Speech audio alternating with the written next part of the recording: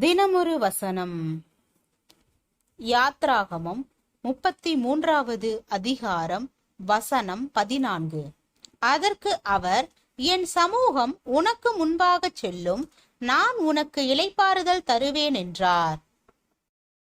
வாழ்க்கையில் நம்மை அழுத்தி திணறடிக்கின்ற சுமைகளிலிருந்து தேவன் நம்மை விடுவித்து வாழ்க்கையை லகுவாக்குவதும் உண்டு. சில நேரங்களில் சுமைகளை நம்மை விட்டு விலக்காமல் அவைகளை சுமப்பதற்கு தேவையான கிருபையை அவர் வழங்குவதும் உண்டு. இஸ்ரவேல் மக்களை 40 ஆண்டுகள் வழிநடத்திய மோசேக்கு அது ஒரு பெரிய சுமையை சுமக்கும் அனுபவமே. அவர்களை மேய்ப்பது என்பது ஒரு கடினமான விஷயமாகவே இருந்தது. ஆயினும் இறுதி வரை மோசே அந்த சுமையை சுமந்தான். தேவன் பாரத்தையோ பாரத்தின் அளவையோ மாற்றவில்லை. ஆனால் அவைகளை சுமப்பதற்கு தேவையான வலிமையையும் கிருபையையும் அதிகமாக கொடுத்து கொண்டிருந்தார். தேவன் தம்முடைய சமூகத்தை அவனுக்கு முன்பாக போக வைத்து மனதிற்கு இளைப்பாறுதலை கொடுத்தார்.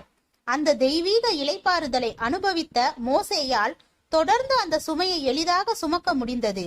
வாழ்க்கையில் சில நேரங்களில் சில சுமைகள் தவிர்க்க இயலாதவைகளாக மாறிவிடுகின்றன. சில சுமைகளை விரும்பினாலும் விரும்பாவிட்டாலும் சுமந்தே ஆக வேண்டிய நிர்பந்தம் உள்ளது. அப்படிப்பட்ட சூழ்நிலைகளில் அந்த பாரங்களை எண்ணி கவலைப்படுவதால் எந்த நல் விளைவும் ஏற்படாது. ஆனால் அதனை சுமப்பதற்கு தேவையான ஆற்றலை தேவனிடமிருந்து பெற்றுக்கொள்ள வேண்டும். சுமக்க இயலாத சுமைகளை தேவன் அனுமதிப்பது இல்லை. ஆனால் தேவ இளைப்பாறுதலை தேடாமல் சுய பலத்தால் அதனை சுமக்க முயன்றால் அது சுமக்க இயலாத ஒன்றாகவே தோன்றும்.